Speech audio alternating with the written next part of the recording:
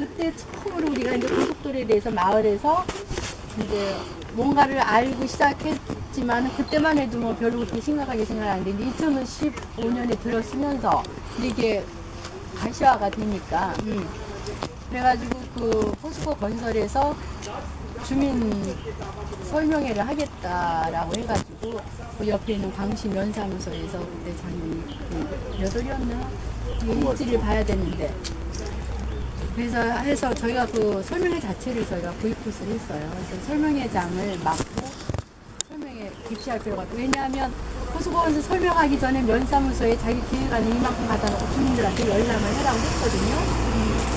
그래서 사실은 뭐 주민들 그걸 읽어보고 이제 뜻있는 사람만 읽어보고 이건 아니다 싶어서 설명을 해봤자 그거 설명이 하는데 그게 무슨 의미가 있느냐. 계획을 바꿔오면 우리가 설명을 듣겠다.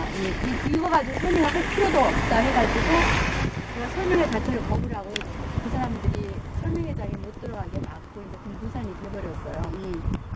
돼버리고 이제 저희가 그때부터 이제 우리가 본격적으로 주민 추진위원회를 고속도로 반대 추진위원회를 구성을 하고 9월 14일 날 거기서 발대식을 추진위원회 하고 이제 정식으로 이제 더 관계 기관 뭐 다 이제 공문도 보내고 그래서 저희가 포스코 건설에도 한번 올라가서 집회도 하고 국토부 앞에서도 하고 여기서도 뭐 볼기대회 하고 그렇게 했는데 이제 포스코 건설은 전혀 이제 바꾸고 싶어 하질 않아요. 그래서 우리가 보기에는 이제 저희가 반대하는 이유는 우선 그럼 그 고속도로가 꼭 필요하다고 하자라고 해서 건설을 해야만 한다고 했을 때 왜냐하면 이게 왜 고속도로 국가에서 하는 사업에 강제로도 개인의 땅을 뭐 접수할 수 있다라는 내가 어느 법조항에 있는지는 모르겠지만 한 법조항 좀 한번 찾아봤어요. 네.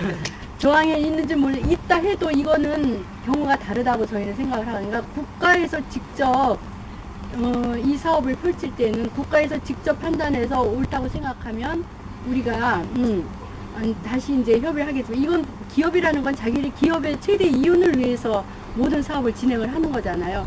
비록 국가 사업을 위탁받아서 포스코 건설이 한다 해도 그거는 기업의 이익을 위해서 하는 거란 말이에요. 그러니까 개인의 기업의 이익을 위해서 하는 사업에 우리가 자산을 강제적으로 우리 자산을 뺏어갈 수는 없다. 그거는 헌법에 기본권에 위배된다고 생각을 하거든요. 그래서 그러한 이유 또 하나는 이제 여기가 역사적으로도 1000년 이상의 역사를 갖고 있고 특히 2009년에 슬로시티로 지정을 받아서 마을 주민 주도로 5년 동안 슬로시티 사업을 벌이면서 진짜 대한민국에서 제일 농촌 마을의 성공 사례로 모델 케이스로 여기를 꼽아주거든요. 그래서 오늘도 제주도에서 전국 각지에서 이걸 배우러 와요. 그러니까 어떻게 진짜 제일 취약한 마을이었어요. 그러니까 대흥에서도 가장 낙후된 마을이었는데 환경도 보존하면서 전통도 보존하면서 문화도 보존하면서 마을도 발전할 수 있다라는 어떤 그 모델 케이스로 저희 마을이 선정해서 전국 각지에서 배우러 와요 여기를. 그래서 오늘도 제주도에서 그 먼 데서 여기로 온다고. 그리고 충남도에서 아리정 도지사님 같은 분은 자기가 이제 주장했던 그 삼농혁신이라는 건 농촌 그 혁신의 모델 케이스로 여기를 이제 삼고 계시는 거예요. 그러니까 농촌이 개발해서 발전한다 그러면 뭔가를 하나 잃고 하기를 하면서 발전을 갈 수밖에 없다라는 거를 모든 많은 사람들이 생각하고 있지만 모든 걸 다 지키면서도 이렇게 잘 될 수 있다라는 어떤 모델 케이스가 여기라고. 근데 이걸 모델 케이스 하나로 완전히 그냥 그 어떤 건설 사업을 해서 짓밟아나 우리 농촌은 앞으로 희망이 없는 거예요. 이것조차 국가에서 이렇게 짓밟아 버린다면 농촌이 뭘 살아남을 이유가 없죠. 존재 이유가 없죠. 다 도시같이 되라는 거죠. 그러면 제가 국가한테도 물어보는 거예요. 그럼 국가의 농촌 정책이 그거냐? 도시같이 만드는 게 농촌 정책이냐 하는 거죠. 그러니까 농촌이 갖고 있는 특징이나 환경이나 모든 문화나 전통을 살리면서 발전시키는 게 너의 농촌 정책이냐 아니면 그런 거 다 깔아먹는 게 그냥 도시같이 산업화 시켜가지고 하는 게 너의 농촌 정책이냐. 그래서 저는 국가한테 묻는 거죠. 만약에 정말 농촌의 특성을 살리면서 환경과 모든 걸 살리면서 농촌을 발전시키는 것이 너희가 국가가 지향하는 목표라면 절대로 이 마을을 훼손시켜서는 안 된다라는 거죠. 관계로. 그래서 그런 건데 이런 것이 포스코 건설이나 국토부에는 전혀 씨가 안 먹히는 거예요. 뭔 소리 하는 거야 이거예요. 그래서 포스코 건설한테 우리가 그러면 그래, 정 좋다. 그러면 이 고속도로가 꼭 필요하고, 평택에서 익산까지 가는 길이 오로지 이 길밖에 없다면, 여기를 거치는 길밖에 없다면, 그래, 그건 수긍하겠다. 그렇지만, 평택에서 익산까지 가는 길이 수박 갈래가 있는데 왜 구태가 꼭 여기를 통과해야 되느냐 하는 거죠. 이 마을을. 한 마을을 완전히 부셔버리면서 이유가, 우리를 납득할 수 있는 이유를 내놔라 하는 거죠. 근데 자기네는 세 가지로 고려해서 노선을 결정한대요. 편의성, 경제성, 그리고 공익성이나 해가지고. 그래서, 그러면 그 외에 고려돼 할 수 있는 건 없는 거냐요? 없다라는 거예요. 그러면 너네가 지금, 그래서 이제 저희 예산군에서 제안하는 건 저 산 뒤로 가라는 거예요. 산 뒤로. 그렇게 하면 포스코에서 그걸 수용할 수 없다라는 이유가, 그렇게 하면 공사비가 600억이 더 든대요. 터널을 뚫어야 돼요. 그러면 너네 600억 가지고 천년된 마을을 하나 만들 수 있느냐 하는 거죠. 600억 가지고 이런 환경을 너네가 만들 수 있느냐 하는 거예요. 그래서 우리가 그랬어요. 그러면 한 몇 조 원을 줘라. 그럼 우리가 똑같은 환경 딴 데 가서 만들겠다. 그러면 너네가 이거를 그렇게 하면 우리가 계산해서 5조 원인가 얼마를 내놓으면 우리가 그거 가지고 똑같은 마을을 만들겠다. 그럼 우리가 전 주민 이주하겠다. 어디 가서. 이 마을의 가치가 그렇다라는 거죠. 그러니까 몇 조 원 아니면 그 이상, 앞으로 후대까지 하면 그 이상의 가치가 있는 마을을 600억의 공사비를 아끼기 위해서 이 마을을 그냥 훑고 지나간다라는 거는, 그래서 이제 걔네들이 최종으로 지금 제안한 것이, 원래는 이제 여기가 동원이 있어요. 지금 기아지구 하나 보이죠? 네. 그 뒤로 이제 지나가던 건데, 그 뒤로 350m 좀 뒤로 후퇴를 해서 산 쪽으로 붙여서 가겠다는 걸 수정안으로 제시를 했는데, 원래는 이제 저 교통이고 향교 앞 150m를 통과하는 걸 향교 뒤 350m를 통과해서 산 쪽으로 조금 더 밀어서 하겠다. 그것도 용납할 수 없고, 그러니까 그러니까는 나는 더 화가 나는 게, 이 사람들이 어떤 우리 주민들이 어떤 자기의 자산, 개인의 사리사욕, 이거를 그런 쪽으로 자꾸 몰고 가는 거예요. 그러면서 경관이 나빠지는 건 우리는 그것 때문에 못 가게 하는 건 아니거든요. 이게 경관 때문에, 그러니까 경관이, 그러면 경관을 나빠지는 거를 방지하기 위해서 우리가 이렇게 고가로 고속도로를 내잖아. 이거 디귿자를 파고 밑으로 가겠다는 거야. 바깥에서는 안 보이게. 그건 더 나쁜 거죠. 그러니까 고속도로 폭이 적어도 50m는 될 텐데 50m 간격으로 산과 마을을 완전히 절단을 해버린다는, 그러면은 동식물도 왔다 갔다 할 수가 없고, 사람은 물론 왔다 갔다 할 수도 없는, 이건 도대체 이런 발상이, 그러니까는 바깥에서 안 보이면 된다라는 이런 무식한 발상. 안 보이면, 밑으로 가면 안 보인다는 고속도로가 전혀 안 보이면 되는 게 아니거든. 우리는 이 환경과 저 산과 물과, 그리고 아직도 저 꼭대기에 있는 그 백제 마지막 성이 임전성이라는 그 유적지가 국가 사적지가 있어요. 그게 발굴도 충분히 안 된 상황에서 나중에 그걸 본격적으로 여기서부터 다 이어지는 그 바운데리가, 백제의 그 구운동이 벌렸던 게 이 동네 전체가 그 하나의 그 바운데리인데, 한 군데를 그냥 쭉 절단해버리면 나중에 무슨 유물 같은 걸 어떻게 할 거야? 어떻게 복원을 할 거냐고. 한번 고속도로 한번 해놓으면 그거 어떻게 복원을 할 거냐고. 그래서 그런 모든 문제 때문에 저희가 반대를 하는 건데, 이거를 마치 경관에만 안 보이기만 하면 된다는 식의 가볍게 생각하는 거, 그리고 역사니 문화니 전통 이런 건 안중에도 없고, 그런 것들 때문에 싸우는데, 이게 포스코 건설은 기필코 가겠다는 거예요. 근데 자기네는 왜 그럼 포스코 건설이 꼭 이 노선을 주장하냐 하는 건데, 여기다 그 스마트 휴게소라는 걸 하려고 해요. 그러니까 여기가 지금은 이 저수지물이 한 10%밖에 안 남아서 저수지물이 다 빠져서 그거를 별도로 이제 꽉 차면 정말 아름다워요. 그러니까 가장 전망 좋은 곳에 지금 스마트 휴게소라는 걸 만들려고 해요. 근데 그 스마트 휴게소가 일반적인 고속도로 휴게소 차원이 아니에요. 이거 완전히 복합 일학 시설이에요. 한 몇만 평이 필요한, 우리나라에 몇 군데 있어요. 그 안에 별개 쇼핑몰까지 다 들어오는 거예요. 그러니까 그거를 하려고 하는 게, 꼭 여기를 주장하는 게 그거라고밖에 볼 수가 없어요. 그래서 자기네는 말로는 우리는 스마트 휴게소 해도 그만 안 해도 그만이라고 하지만, 그게 아니라면 굳이 이 노선을 주장할 이유가 없거든요. 없고, 그리고 산으로 돌아가면 600억이 더 든다는 것도 자기네 계산인지, 우리는 그 돈조차도 납득할 수가 없어요. 전문가들에게는 여기서 땅 파고 가는 거나 터널 뚫고 가거나 큰 차이 없다고 그래요. 그러면 구태여기서 땅을 파면서 비용을 더 들이면서까지 하면서 가면서 그렇게 주민들하고 싸우면서까지 기필코 여기를 가야 된다라는 거는 그 스마트 휴게소가 목적이 자기네는 아니라고 하지만 그러면서 이제 말로 하는 건 스마트 휴게소가 생기면 주민들 일거리도 창출되고 뭐 여기 특산물을 갖다 팔고 그거 우리는 그것도 다 싫다. 그것도 사실이 아닐 뿐더러 주민 그래서 그랬어요. 일자리 창출 몇 군데 되겠지. 가서 화장실 청소하고 식당에 청소하겠지. 우리는 농촌 주민들은 왜 어디가 생기면 가서 청소하는 일만 해야 되느냐 하는 거지. 우리가 주역으로 살고 싶은 거지. 어디 가서 청소해주고 뭐 저기 무슨 그런 건 우리는 원치 않는단 말이야. 그 일자리가 창출된다 해도. 그리고 거기 뭐 농산물, 특산물도 갖다 팔아주고 의존 형제 IC로 하겠다는 거예요. 의존 형제란 말 우리가 쓸 수도 없다고 그랬어요. 왜냐면 우리가 몇 년 동안 우리가 다져놓은 브랜드 가치를 만들어놓은 의존 형제라는 거를 너네는 그냥 갖다 지금 쓰겠다는 거 아니냐. 도둑놈처럼 갖다 그 말조차도 쓸 수 없고 쓸 수 없고 그런 스마트 휴게소 생겨서 거기서 일자리가 창출된다 해도 그리고 전국적으로 휴게소에서 그 지역 농산물 판매되는 데가 없어. 그건 안 돼요.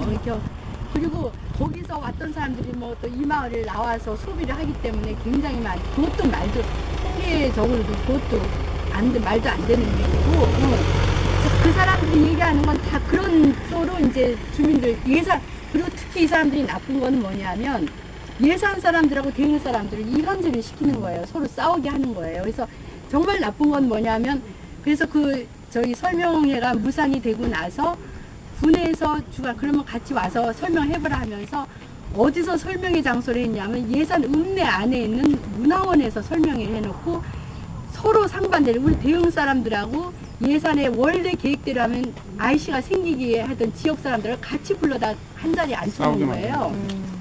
당연히 그 자리에서 서로 고성이 오가지. 그걸 가지고 요번에 협의를 하면서도 주민들의 반은 찬성하고 반은 반대한다. 이런 식으로 또 몰고 가는 거예요.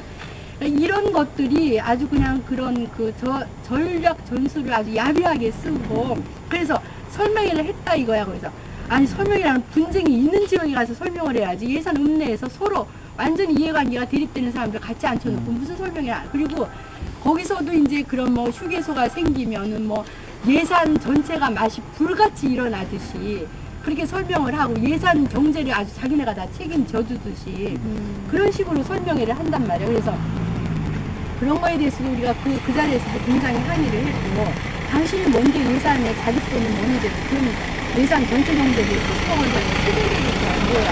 그것도 아니잖아. 그거 안 해줄 바에 그런 말은 꺼내지 마라. 자립을 하거나 말거나. 그리고 IC가 생겨서 그 주변이 잘 되는 얘가 그러지 않아도 지금 예산에 IC가 2개나 있어요. 그럼 그 논리라면 지금 IC가 있는 두 지역은 불같이 일어나야 돼요.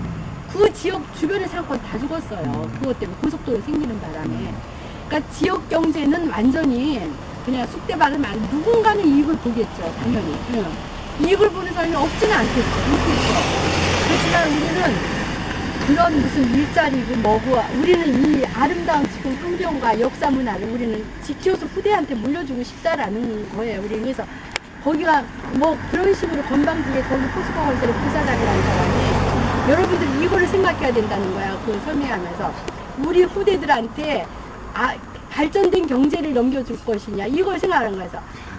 그래서 우리는 시멘트 덩어리 고속도로가 아니라 지금 현재 이 천년의 역사, 전통 문화 지금 갖고 있는 거 우린 이걸 물려주고 싶은 거다. 그리고 이것이 미래의 가치로는 고속도로보다 1000배 더 좋다라고 생각을 하기 때문에 우리 이걸 물려주고 싶은 거다. 그 후세한테 뭘 물려줄지 너네가 걱정할 일 아니죠. 포스코 건설이. 우리가 선택하는 거죠.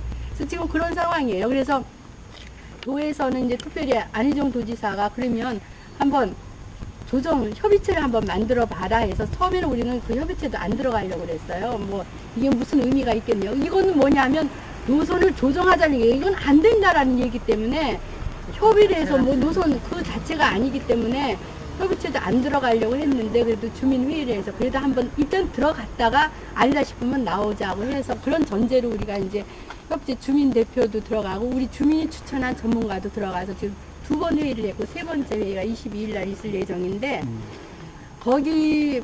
거기서도 이제 그 포스코 건설에서는 마치 이제 어떤 그 우리가 이권을 위해서 뭔가를 얻어내려고 하려는 그런 쪽으로 그래서 우리는 그런 거는 절대 우리 저 80 이상 되시는 어르신들은 정말로 속에다 휘발병 들고 다녀 만약에 이 일을 하면 분신자살 하시겠다는 분이 계셔요. 특히 우리가 왜 더 반대하냐면 이 저수지가 지금 1963년에 완공된 저수지예요. 원래는 우리 주 터전이 저 안이었어요. 저 안이었는데 우리 특히 이 대흥의 주 터전이 운전옥답이 다 저 안에 있었던 거예요. 그거를 63년에 스물대 그때는 정말 보상금도 뭐 쌀 2짝, 쌀 3짝 그것도 한 번에 주는 것 같다가 3번에 나눠서 지급을 받았었대. 형편없는 돈을 받아 다 이주하고 떠나고 일로 밀려 올라와서 우리가 저수지가 산 사이에서 터전을 잡아놓고 간신히 지금 살고 있다가 정말 희망이 전무한 마을로 50년을 살다가 2009년부터 주민 주도로 마을 가꾸기 사업을 하면서 대한민국에서 가장 행복한 마을로 지금 부각을 됐는데 그걸 다시 한번 뭉개버리겠다라는 거. 그러니까 더 우리 어르신들은 더 피눈물을 쏟는 거예요. 그때 저거 다 뺏기고 이쪽으로 쫓아오려는데 지금 다시 일로 고속도로를 내겠다고 이거 이 땅마저 내놓으라는 거 아니냐 하는 거죠. 그거는 절대로 내가 죽어도 진짜 콘크리트 바닥에 들어가도 이건 용납할 수 없다라는 게 우리 어르신들의 주장이에요. 지금 그 우리 주민들은 여기에 대해서 뭐 똘똘 뭉쳐서 지금 하고 있는데 사실은 아시겠지만 주민들의 힘으로 싸우기는 너무 거대한 힘이잖아요. 그렇지만 우리 끝까지 하긴 할 거예요. 그래서 만약에 그대로 강행하면 헌법 소원을 하려고 그래요. 그러니까 여태까지는 당연히 국가 사업을 위해서 개인의 자산을 압수해도 되는 걸로 하지만 그게 저는 국민 생존권의 위원으로 헌법 소원을까지 하려고 그래요. 그걸 왜냐하면 옛날에 국가가 우리 나라를 국가 발전하기 위해서 하는 상황하고 지금 상황은 다르거든요. 그때는 정말 먹고 살아야 되는 상황이고 지금은 오히려 문화나 환경 이런 걸 국가가 지켜야 되는 상황이기 때문에 그 만약에 수용할 수 있다는 법이 제가 알기에는 아마 이게 국가 건설할 때 세워진 법일 거예요. 그때 상황하고 지금 상황하고는 너무나 현실적으로 바뀌었기 때문에 그 법을 지금까지도 무식하게 국민한테 적용시키는 거는 그건 옳지 않다라는 헌법소원을 해서 그 법 자체를 무산을 시켜버리려고 그렇게까지 하고 있어요. 그래서 이거 우리 어디 주민들이 다 정말 5만 원씩 만 원씩 내가지고 기금을 마련해서 우리가 서울에도 쫓아 올라가고 현수막도 달고 뭐 이런 상황이 지금 보여주고 있는데 일단 지금 저희가 제주서부터 예, 예. 쭉 지금 여기 홍성까지 총 지금 14군데 제가 지금 오고 있는 중이에요. 네, 네. 14군데. 근데 여정단에 우리 신부님이 단장님이신데 우리가 우리 마을 주민들을 위해서 기도를 여기서 한번 할까요? 아, 그러셔요. 네, 예. 저희가 네. 우리 이동할 때 별도리가 있어요. 식당이 저기인가요? 서가든에서 어둠 아, 걸어가면 되나요? 네, 걸어가실 때. 그럼 우리 줄을 지어서 가는 게 좋을 것 같아요. 마을 소개까지 같이 해드릴게요.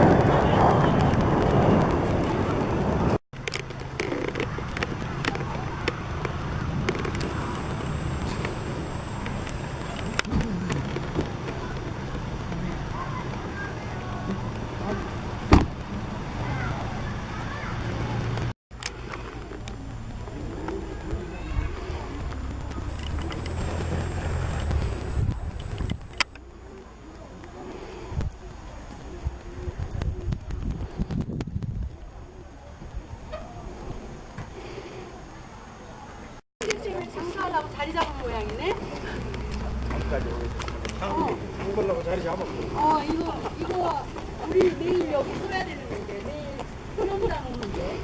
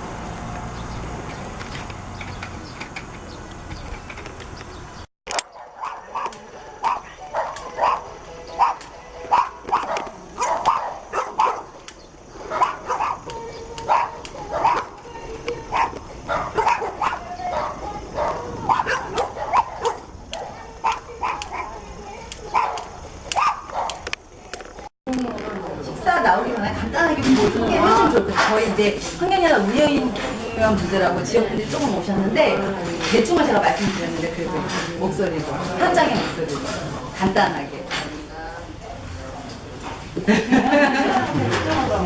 저희가 한방에 가보거나 하면 유변화가 있어요. 가뭄이 극심해지거나 수가 되게 적거나 그래서 농작물도 어려워지고 이러는데 저희가 관련돼가지고 파리에서 유변화 방사도 설명했어요.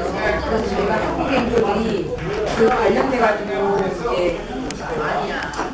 저희가 서울에서 한 57개 단체들이 모였어요. 네트워크 구성을 해가지고 저희가 전국을 다니면서 극심한 가뭄, 혹은 또 극심한 홍수 이런 것들 때문에 우리 농업인은 얼마나 힘을 겪고 있는지, 그리고 또 여기 가까운 데 당진 보면 흑탄화를 되지 않습니까?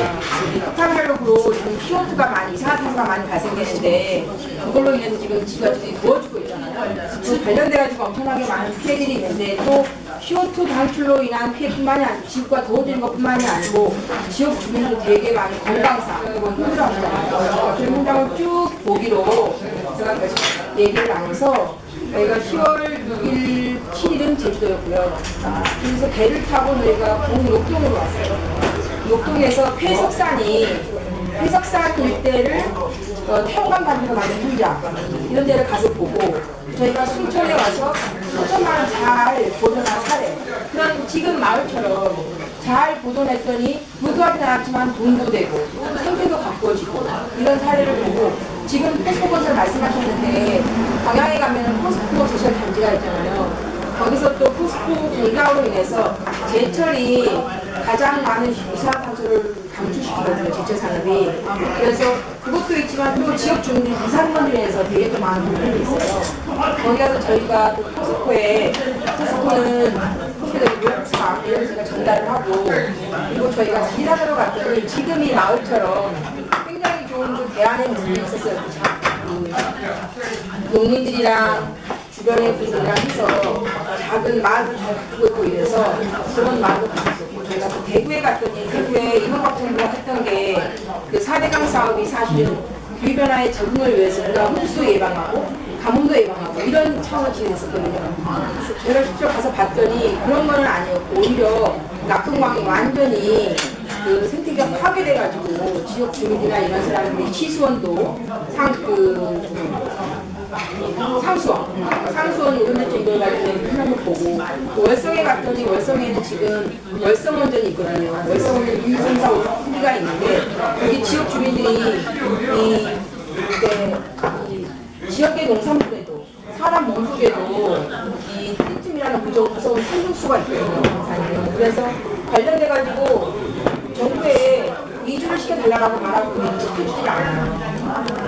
그 주민이 갖고 있는 캠프, 주민하고 캠프가 갖고 있었고 또 포항에 가서는 역시 또 포스코가 또 관련돼가지고 지금 10개다가 광산을 많이 개발해놓고 나서 또 광산을 개발해놓고 나니 이제 그걸 가지고 지금 분을 가지고 들어와서 또 화력발전을 또 만들려고 하는 거예요.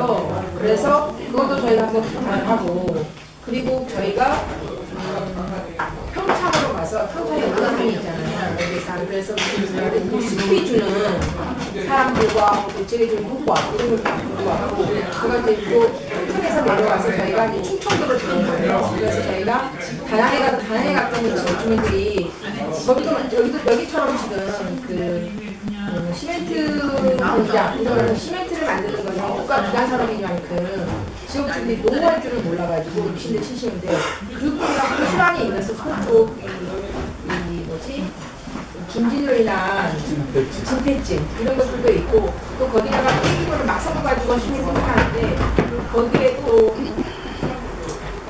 중금속인증 이런 것도 있고 저희가 어제 충주 가서는 충주에서는 그 유기농 무농약 사과단지 거기를 저희가 오늘 저희가 수업 끝나면은 당진 갔다가 소남기 갔다가 이제 최종적으로 저희가 10월 18일에 올라가고 저희가 총 14박 15일을 가고 비슷한 경우인데 안양에 어떤 작은 마을이 있어요. 생태적으로 굉장히 중요한 곳인데 거기다가 무슨 폐기물이죠? 지정폐기물. 네네. 굉장히 적성에 강한 지정 폐기물 매립단지를 만든다고 해서 여기 분들처럼 같이 마을 분들이 단합해서 투쟁하고 있는데 거기도 거의 똑같은 방식으로 자본가들이 와서 마을 공동체를 이렇게 분열시키고 서로 싸우게 만들고 그런 거 보면서 굉장히 마음이 아팠습니다.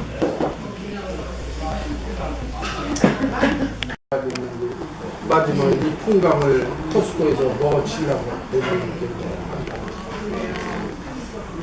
천장우 촛불 켜가지고 만정 관계에서 녹색혁명을 아주 승부 역할을 여기서 했는데 여기도 포스코가 와가지고 또 부직거려오니까 마지막 여기다 뭐가지 콱 밟았다고 여기다 보셨다고. 우리나라에 정말 필요 없는데. 그렇죠. 너무 많죠. 이거 많이 돌리는 지금 있는 것들 우리 인프라 세계에서 뒤지지 않아요. 근데 왜 이렇게 그러냐고. 자본가들이 돈을 더 벌려고 그러는 거예요. 뭘 어떻게 하는 거는 기업이라는 것은 최소의 경비는 최대 효과 보려고 부직거리는 촛불 신세대 심장을 이게 좀 50년 피해봐서야 공동교수 학과에서 한 아이들이 있어요. 이거 지금 우리 국장님이 모셔온 의좋은 형제만 이거로 공동교수 처음 지었지. 공동교수 하나 학과니까. 그런데 갑자기 또 포스가 뛰어들어서 저거 마지막 저짓거려. 말하자면 교황의 유지를 받기 위해서 교황이 나는 거야. 교황은 그런 거 많이 없어요. 교황이 미치는 건가? 얘기해야 돼. 그렇게 하면 안 되는 그래서 거예요. 지금 주민들하고 약간의 처음에는 굉장히 좋아했어요. 처음에 현지경화가 들어온 데가 한국마을에 주민들이 다 협찬을 주셨는데 진행하는 걸 보니까 전혀 주민하고 소통도 없이 그냥 일방적으로 이건 아니지 근데 않아요. 교황의 유지가 아니고 주교의 욕망이에요. 이게 여기는 대학을 몇 가지를 보면은 너무 익숙한지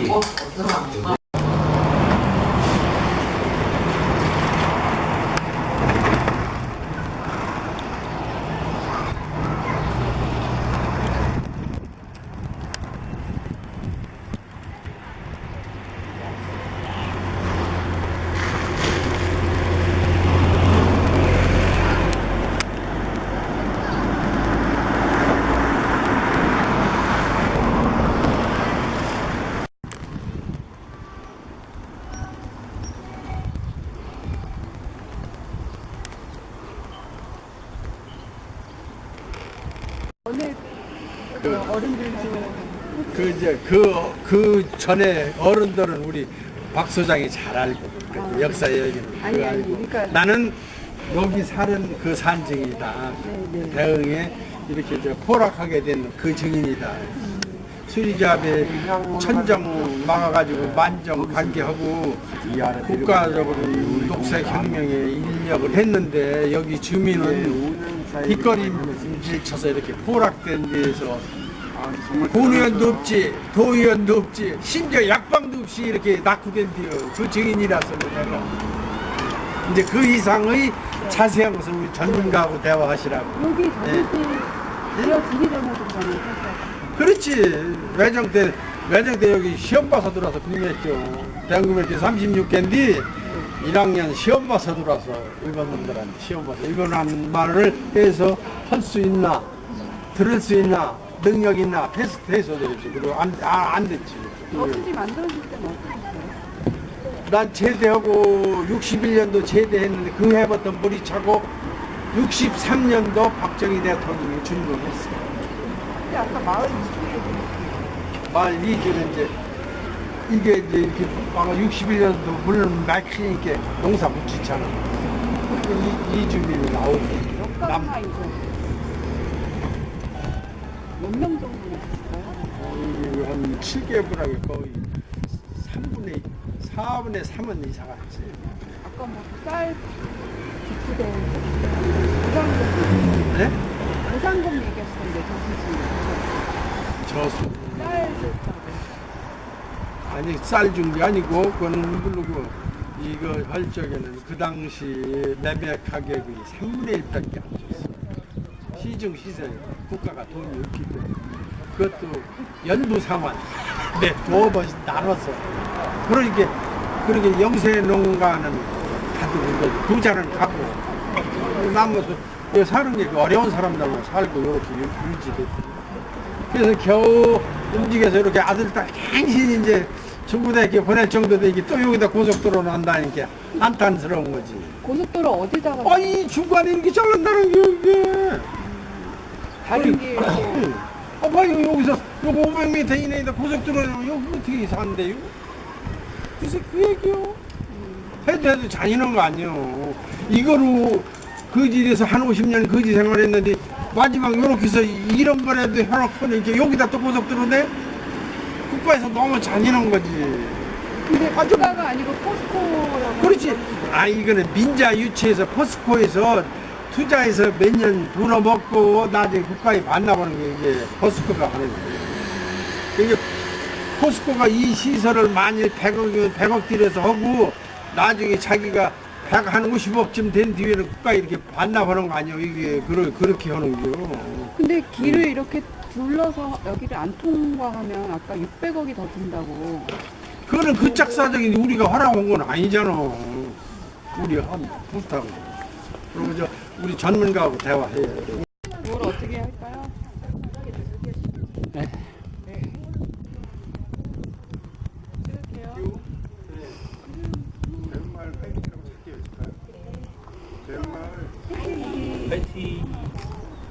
한 번 더, 대응만. 날씨는 그것이 옛날에 비해서. 옛날에 비해서 저시기 올 같은 해 이게 저시기 1088정인데 이렇게 옛날 그 냇물 흐르는 정도 물밖에 안 남았잖아. 어떻게 하세요? 어떻게 하늘에서 내려줘야지 하나님이 내려줘야지 어떻게 해요. 방법이 없어요. 이게 예를 들면 적도에서 데워진 물이 수증기가 생겨서 그동안 대륙성 기울에서 이렇게 여기까지 와서 그러면 쏟아져야 하는데 오지 못하잖아. 저 홍해 때. 그런 게 문제가 없고. 결국 인재지. 사람들이 만들어낸 재앙이야. 지금 문제가 되는 시민 저 정화 운동 하는 사람들 그거 아니에요. 이런 데도 저 소똥 같은 거 갖다 버리는 거 모기 한 마리 못 덤벼요. 약이 얼마나 높은가. 그는 막 논밭에서 그냥 뿌리니까 배추 같은 것도 흙뿌리병 걸리는 게 그게 그거예요. 그래서 문제가지. 이게 다 죽어가면서 서로 죽이는 게 서로 죽고 이런 게. 여기 진짜 고등학생들이거든요. 그렇지. 고등학생들한테 아마 어쨌든 행복한 마음이니까요. 이런 게 행복이다.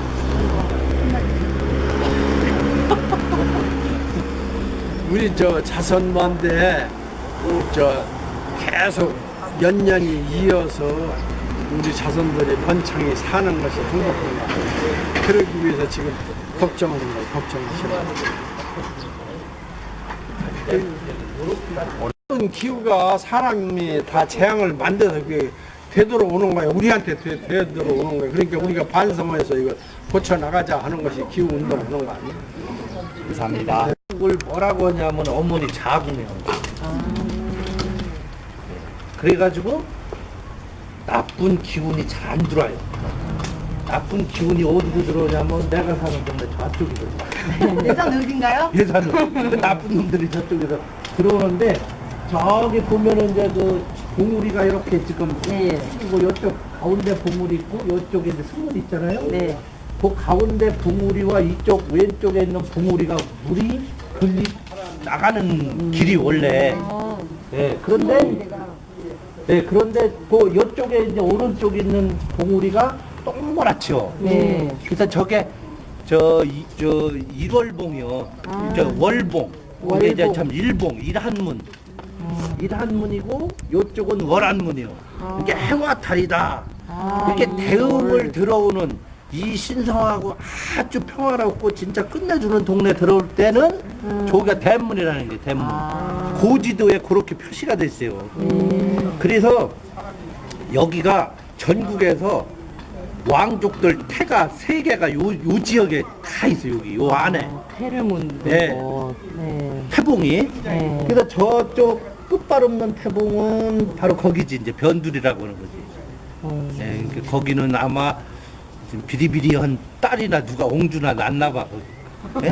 비리비리한 딸이나 네. 옹주. 거기다 묻었고 태를 하나는 또 저기 요 버드나무 직선 방향으로 오면은 봉우리가 이렇게 아주 좀 여러만 거 있죠. 낮은데 거기가 또 환영옹주 영조에 11번인가 12번인가 하도 딸이 너무 많아서라고 잘 모르겠는데 11번째인가 그 옹주 딸이 거기다가 묻었어요. 그래서 이따 가보면은 그 태봉이 태실 비석이 저기에 있어요. 동원 뒤에. 그리고 저쪽 봉우리 있죠? 저쪽 봉우리 이렇게 좀 잘생긴 봉우리. 그 밑에 조선 18대 현종. 네, 현종이. 현종 태를 또 거기다 묻었어요. 그래서 여기가 태가 이렇게 3개가 있어요. 임금태, 옹주는 정확한 옹주, 환영옹주 거, 하나는 비리비리한 누구 건지 모르고 이렇게 있어요. 그래서 왜 이렇게 있느냐라는 거는 이 태를 조선 왕조에서는 애기씨가 태어나면은 아주 신성하게 그 태를 모으잖아요. 모아가지고 도성에서 300리 바깥으로 묻어요. 왜 그래요? 예. 그 왜 그래요를 내가 설명하려고 하는데 물어보시네. 그 왜 그러냐면은 이 왕족이 300리 바깥에다 묻는 거는 우리 전주 왕씨가 말이지 크게 번성하라. 세력이 좀 과시하고. 그래서 우리가 일반인들이 태는 다 묻잖아요. 바깥에다가. 전주 왕실 태는 그거를 정중하게 잘 닦고 또 성물을 가공해가지고 잘 안태를 하는 거예요. 그 벼슬아치가 안태사요. 네, 그러니까 조선이라는 나라가 참 묘한 나라예요. 그래서 여기가 이렇게 3개가 있는데 왜 이런 데다가 하느냐면은 태봉을 정할 때는 아무 데나 막 이렇게 안 해요. 꼭 어머니 자궁 같은 형태를 띈 데다가 해요. 그래서 굉장히 큰 자궁 같은 이런 데. 왜 그러냐, 사람이 10달 동안 어머니 뱃속 자궁에서 클 때는 배고픔도 모르고 고민도 없고 무아해요. 네? 가장 평화로운 시간이 그 10달 동안. 그게 나오면 응애하면서부터 이제 이 고통이 이제 사는 고통이 이제 나오는 거예요. 네? 그래서 그런 지역에다가 요 아기씨가 무병장수하고 건강하고 그렇게 살아야 될 그런 장소다 이렇게 하는데 이렇게 대응이 그런 것만 봐도 굉장히 안락하고 평화롭고 살기 좋은 동네예요. 그래가지고 여기는 뭐 조선 왕족에 관련된 사람들이 터줏대감으로 많이 여기를 정착을 해요. 대표적인 사람이 조병갑. 나쁘다고 할 거 없어요. 나는 조병갑이라는 동학의 최대 피해자가 난 조병갑이라고 생각하고 조병갑보다도 그 당시 더 나쁜 사람들 그게 다 조병갑이네 땅이었어요. 여기가 조병갑 씨네 집이 지금도 저기 있어요. 이따 볼래? 네, 그 타이밍을 잘못 잡은 거죠. 고경갑이가 마침 볼 때 그러는 바람에 그 박정희 때문에 그래. 네? 박정희 때문에 그래. 왜 그러냐면은 시경에서 이 저수지가 이게 이제 그 일제 식민지 시대 때 한 1926년도 요때부터 조선 총독부에서 나중에 중국 본토 침략해야 하고 미국 놈들도 치야되고 여러 가지 프로그램이 있는데 우선 제일 먼저 중요한 게 뭐냐, 불량빈을 많이 만들어야 돼. 산미 증산 계획에 의해서 위반된 것이 바로 여기에 저수지를 만들어야 돼. 네? 그때 시작을 했어요. 그때 일본의 총독부에서 기술진이라는 게 이제 그 무슨 농업 무슨 지금으로 얘기하면 수자원 공사 같은 놈들이요. 4대 강망 그게 다 뿌리가 거기서부터 생긴 거예요. 그래서 걔들이 이제 여기다가 막으려고 보니까 이 조병가 후손들이나 여기 이제 해평윤 시들이 해평 이게 고종 아들이 순종이잖아요. 순종 부인이 2명 있어요. 민씨하고 해평 윤씨하고 둘 다 이상해가지고 여자가 문제가 있는 게 아니라 순종이 문제가 있어요. 그게 하나 못났잖아요. 청상석이 됐는데 그 집안들이 윤씨들이 여기에서 이제 살아. 조병갑이네 떠나고 조병갑이네 집을 또 이 윤씨들이 사는 거죠. 근데 이 박정희 얘기했지만 그래가지고 여기를 이제 일본 놈들이 여기를 이제 틀어막는데 반대했다가 나중에 중일전쟁이 일어나고 그러다 보니까 우리나라는 이제 국가 전시체제로 바뀌잖아요. 상식의 명령하고 본격적인 이제 그 국가 동원령이 되는 그러면서 반대를 했던 여기에다가 저수지를 막어 일본 놈들이 저는 총독부에서 막는데 공정의 한 20% 정도 다 공사 완료도 못하고서 해방을 맞이해요. 그러다가 박정희 때 그동안 이제 뭐 이승만이나 장면 정권에서 유지 관리만 하다가 공사비가 없다가 그 박정희라는 사람이 5.16 쿠데타 일으키면서 국시는 뭐 반공이냐 뭐 이렇게 얘기도 하면서 한편으로는 배고픔을 좀 우선 해결하자 해가지고 최대 국책 사업으로 이거를 완공해버려요. 예. 63년도 대통령 되자마자 이거를 준공해요. 이듬해 12월. 실제는 이제 그해 다 완공이 되지. 그래서 여기가 이제 한 물은 면적은 한 300만 평 정도 되는데 물은 한 5천만 톤밖에 안 돼요. 5천만 톤도 안 돼. 실질은 비효율적이지. 수심이 없다 보니까 면적은 무진장 넓은데 그러나 장점은 뭐냐면은 양쪽에 있는 큰 물줄기 유역 면적이 있기 때문에 쉽게 마르지가 않아요. 그런데 이제 그 63년 이후에 지금까지 한 50년 얼추 되는데 이렇게 마른 건 처음이에요. 그래서 나는 이게 나라가 망할 징조 아니냐 이렇게 생각하는 거예요. 근데 그 망할 징조가 또 있어. 박정희가 대통령 되고서 여기 맞고서 대통령 된 거 아니에요? 그죠? 그런데 또 79년도 이 물줄기 저 아래 쫓아 맞고서 그날 또 죽었어. 네? 그래서 내가 박근혜 대통령 만나고서 이 원한을 좀 달래야 되겠다고. 네? 그래서 여기 좀 발이 좀 놔달라고 그러려고. 여기 수면제를 수건사래요. 다리가 있잖아요. 이거는 다리는 대전 당진간 고속도로나 그 밑에 있어요. 근데 그 산이 지금 끊어진 건가요? 그 거기 보여요? 뭘 이렇게 쌓아놓은 거예요? 밑으로? 왼쪽에 약간 그렇지 왼쪽에 잘생긴 봉우리가 펴있는데 월안문이라고 하는데 지금 해봉의 오른쪽은 절개지를 그러니까 그거는 이제 그 저게 다 헛질알이지. 저런 거를 하니까 기후가 이상해지는 거야. 왜 그러냐면 거기가 이제 저수지 제방이거든요. 흙 때문에. 그 다음에 이쪽 오른쪽은 물을 빼야 여수터거든. 그런데 저 여수터하고 흙댐하고 12년 전에 250억을 들여가지고 댐이 무너질 염려가 있다 해가지고 대단한 보수공사를 했어요. 나라 돈 갖다가 250억. 실제요.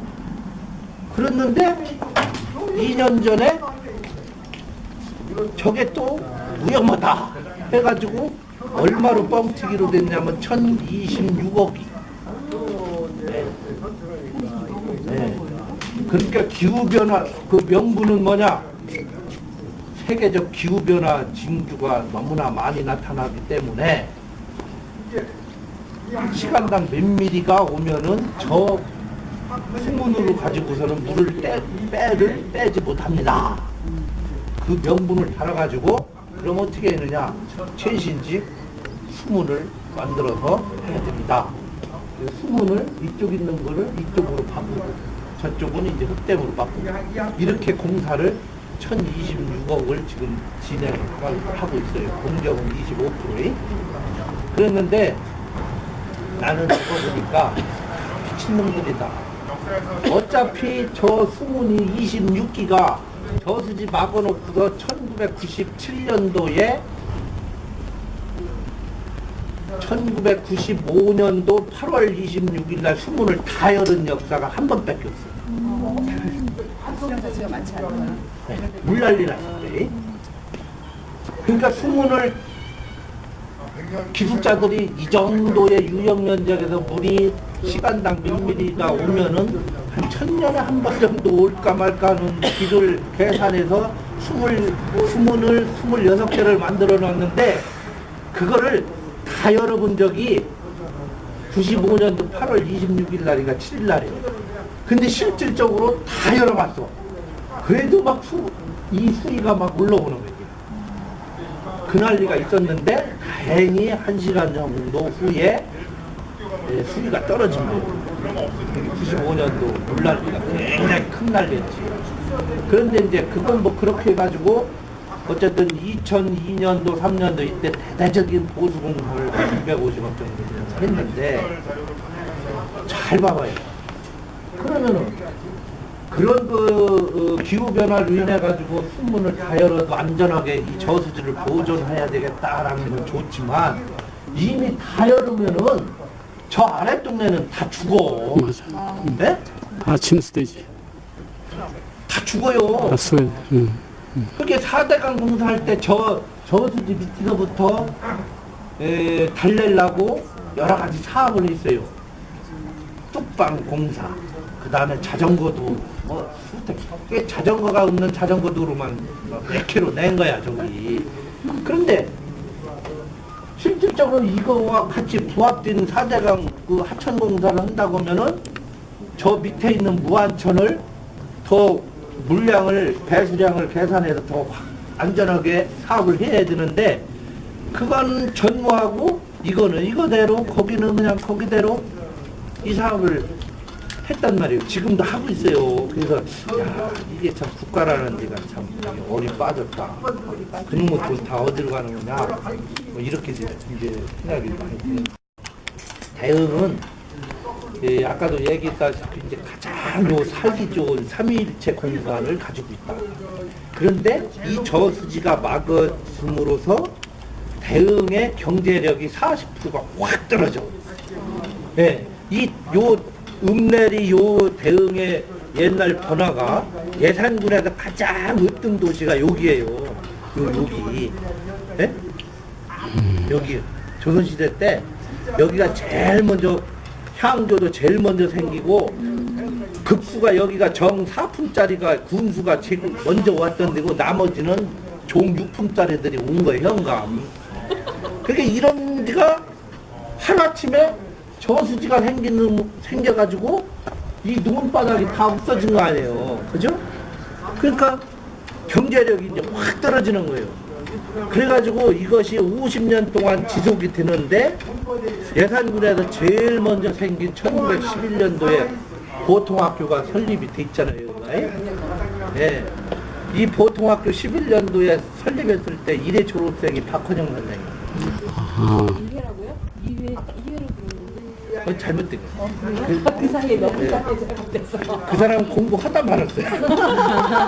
왜 그러냐면은 2학년으로 편입했거든. 박헌영 씨가. 그래서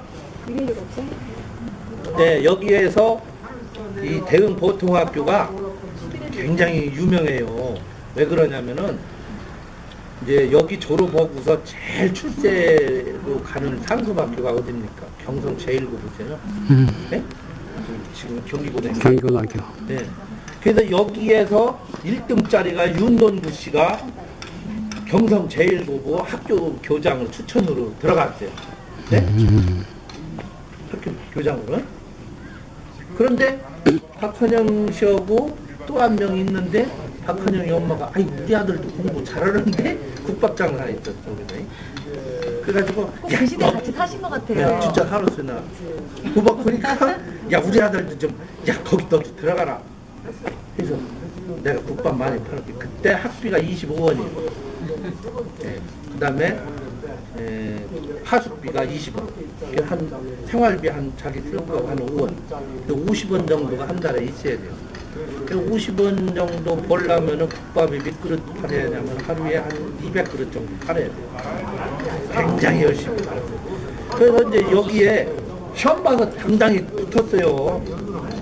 그래서 경성 제1고고 시골의 궁평한 보통학교에서 3명이 다니는 단일 학교는 대은 보통학교밖에 없어요.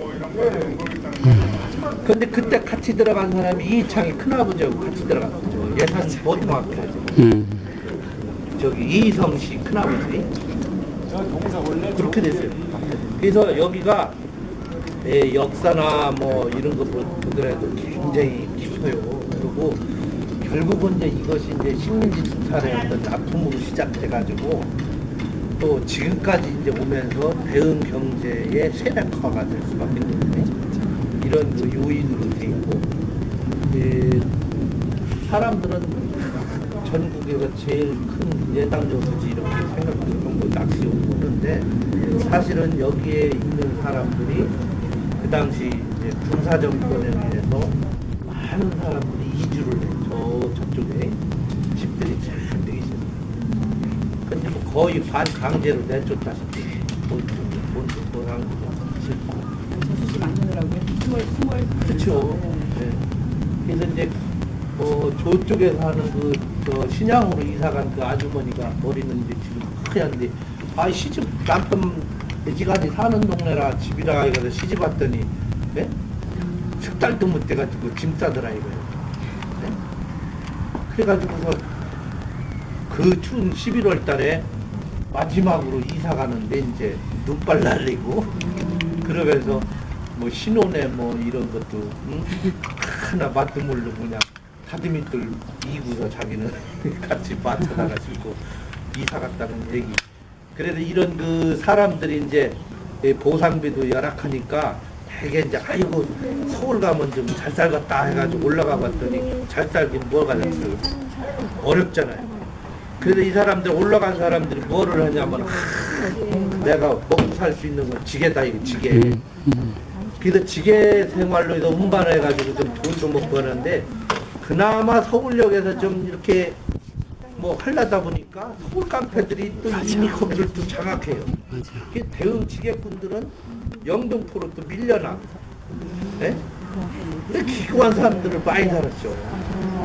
그래서 영등포 대응 지게꾼이라는 말이 생겼어요.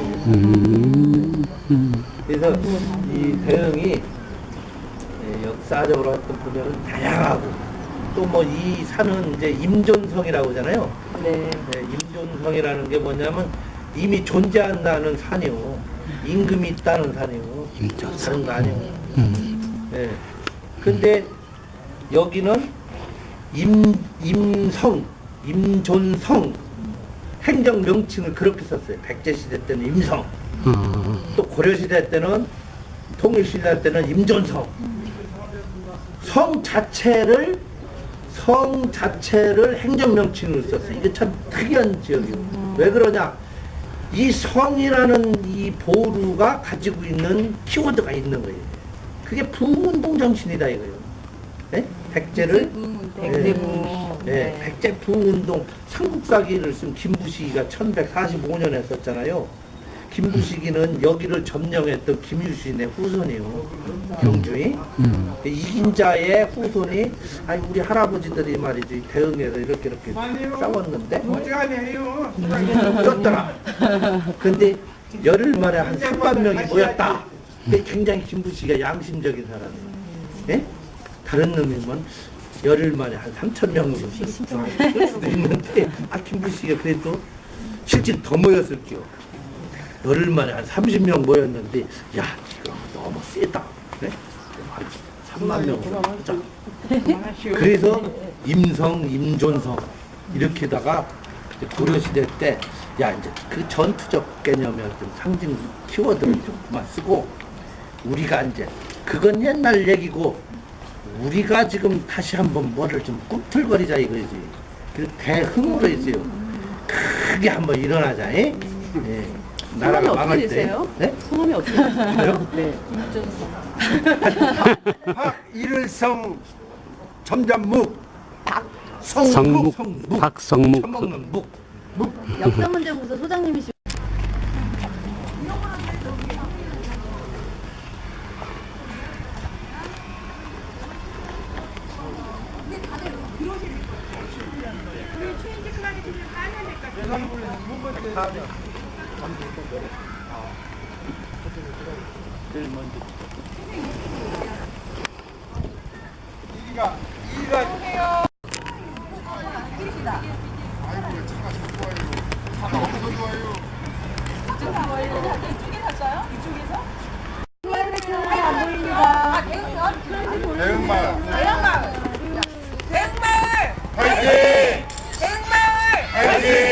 백말 어르신 파이팅! 이건 저희 기후회전 순례단 자료집입니다. 보겠습니다. 사진 잠깐. 여기 오세요. 하나, 둘, 셋. 직접 보세요. 감사합니다. 기억하겠습니다. 네. 그냥 저대로 해요. 저대로예요. 마을쯤이 수맥절단하는 반지하 고속도로 철회하라! 철회하라! 철회하라! 철회하라!